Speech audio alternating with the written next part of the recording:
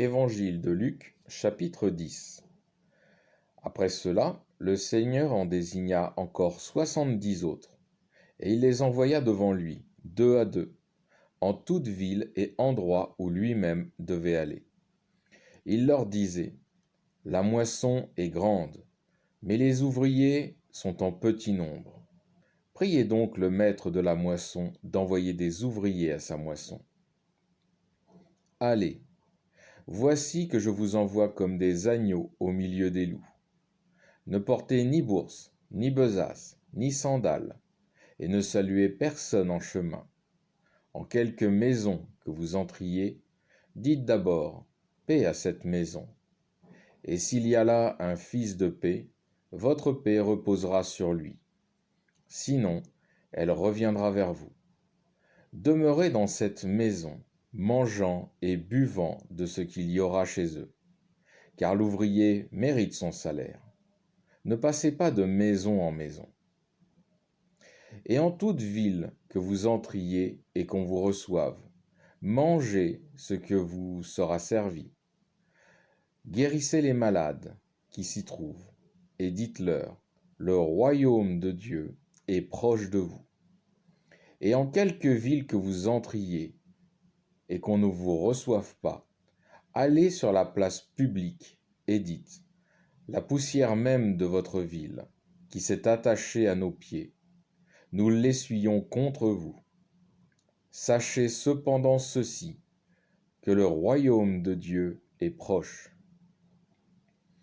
Je vous le dis, il y aura en ce jour-là moins de rigueur pour Sodome que pour cette ville.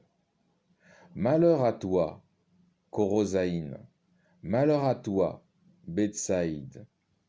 Car si les miracles qui ont été faits au milieu de vous avaient été faits à Tyr et Sidon, il y a longtemps qu'elles auraient fait pénitence, assises avec le sac et la cendre.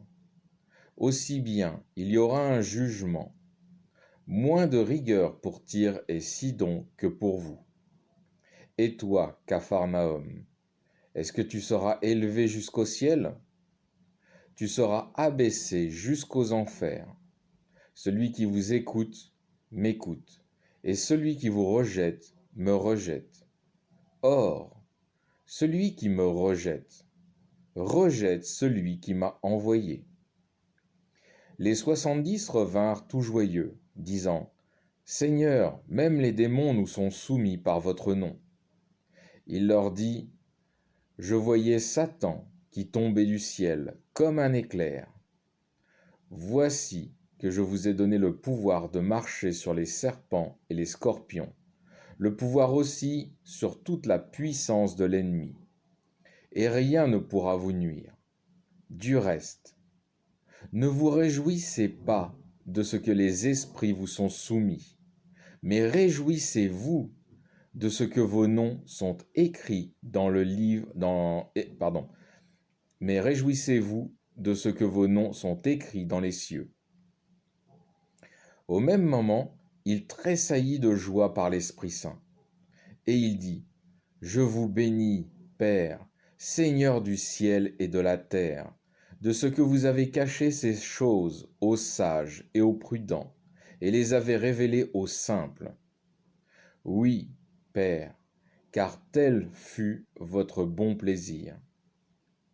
Toutes choses m'ont été remises par mon Père, et personne ne sait ce qu'est le Fils, si ce n'est le Père, ni ce qu'est le Père, si ce n'est le Fils, et celui à qui le Fils aura bien voulu le révéler. Et se tournant vers les disciples, il leur dit en particulier, Heureux les yeux qui voient ce que vous voyez. Car je vous le dis, beaucoup de prophètes et de rois ont voulu voir ce que vous voyez. Vous voyez et ne l'ont pas vu. Entendre ce que vous entendez et ne l'ont pas entendu. Et voici qu'un docteur de la loi se leva, et pour l'embrasser, lui dit, Maître, que dois-je faire pour posséder la vie éternelle? Il lui dit, Qu'y a-t-il écrit dans la loi? Qui lis-tu? Il répond, Tu aimeras le Seigneur ton Dieu de tout ton cœur, de toute ton âme, de toute ta force et de tout ton esprit, et ton proche comme toi-même. Il lui dit, tu as bien répondu, fais cela, et tu vivras. Mais lui, voulant se justifier, dit à Jésus, et qui est mon prochain? Jésus reprit et dit, un homme descendait de Jérusalem à Jéricho. Il tomba entre les mains de brigands, qui, après l'avoir dépouillé et chargé de coups, s'en allèrent, le laissant à demi-mort. Or, par hasard, un prêtre descendait par ce chemin. Il le vit et passa outre. De même un lévite aussi vint en ce lieu, le vit et passa outre. Mais un samaritain, qui était en voyage, vint près de lui, le vit et fut touché de compassion. Il s'approcha, banda ses blessures, y versant de l'huile et du vin. Puis il le mit sur sa propre monture, le conduisit dans une hôtellerie et prit soin de lui. Le lendemain, tirant 2 deniers, il les donna à l'hôtelier et lui dit, prends soin de lui, et ce que tu pourrais dépenser en plus, c'est moi qui te le rembourserai à mon retour. Lequel de ces 3 te semble avoir été le proche de l'homme qui était tombé aux mains des brigands? Il dit, celui qui a pratiqué la miséricorde envers lui. Et Jésus lui dit, va, toi aussi fais de même. Pendant qu'il était en chemin, il entra dans un certain bourg, et une femme nommée Marthe le reçut dans sa maison. Elle avait une sœur, appelée Marie, qui, s'étant même assise aux pieds du Seigneur, écoutait sa parole. Marthe, qui était occupée par maint service, se présenta, disant, Seigneur, vous n'avez cure que ma sœur me laisse faire seule le service? Dites-lui donc de m'aider. Le Seigneur lui répondit, Marthe, Marthe, vous vous inquiétez et vous agitez pour beaucoup de choses. Or, il n'est besoin que de peu de choses, ou d'une seule. Marie, en effet, a choisi la bonne part, qui ne lui sera point ôtée. Alors je fais une conclusion. Au verset 21, Jésus dit, donc au même moment, il tressaillit de joie par l'Esprit Saint, et il dit, je vous bénis, Père, Seigneur du ciel et de la terre, de ce que vous avez caché ces choses aux sages et aux prudents, et les avez révélées aux simples. Que veut dire Jésus par sage et prudent? Ce sont les humains instruits dans la sagesse et la connaissance des hommes. Ils sont pour la plupart orgueilleux, du fait qu'ils ont acquis les plus grandes connaissances et instructions.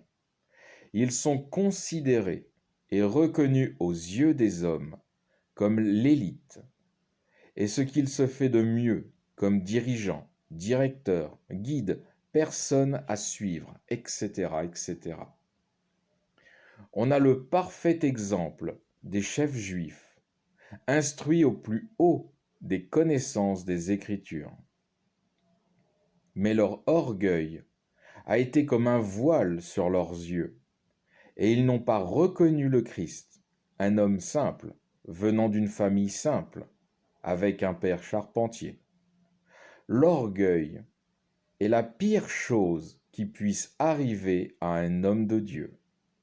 C'est aussi ce même orgueil qui a fait tomber l'ange surnommé Satan, ou diable, ou Belzébuth, ou Lucifer. Puis le verset continue, et Jésus dit, « Ces choses de Dieu, vous les avez révélées aux simples, c'est-à-dire aux humbles. L'humilité, c'est le contraire de l'orgueil. L'humble connaît ce qu'il est, il le reconnaît, il le voit, son regard est vrai, il n'est pas voilé. C'est pour cela qu'il voit clairement le Christ ou qu'il reconnaît volontiers les œuvres de Christ comme des œuvres venant de Dieu. L'orgueilleux, au contraire, se ment à lui-même. Il a une fausse image glorieuse de lui-même, persuadé qu'il est au-dessus de tout et qu'il est le seul digne de diriger. Fermant les yeux sur ce qui lui fait mal ou blesse son orgueil, il détruit tout ce qui pourrait le ramener à la réalité de ce qu'il est vraiment. Au verset 25 à 28, on a déjà vu ce cas de figure où un homme riche demande à Jésus ce qu'il doit faire pour hériter de la vie éternelle. Jésus va lui répondre de respecter les 10 commandements. Puis, comme l'homme pratique déjà ceci, Jésus monte d'un cran au-dessus et lui dit « Libère-toi de tes biens, qui sont des chaînes pour toi, et viens, suis-moi. » Ici, c'est le même cas de figure, sauf que cette fois, c'est un docteur de la loi qui pose cette question. Cet homme est déjà censé pratiquer les commandements de Dieu. Jésus va donc aller à l'essentiel, en l'incitant à révéler ce qui devrait être dans le cœur de tous les enseignants juifs. Aimer Dieu et aimer leur prochain. Je ne vais pas entrer dans les détails de cette situation. C'était juste pour montrer comment le Seigneur Jésus s'adapte au niveau de ses interlocuteurs, en 2 temps pour l'homme riche et à l'essentiel pour ceux qui connaissent déjà la loi. Fin du chapitre 10.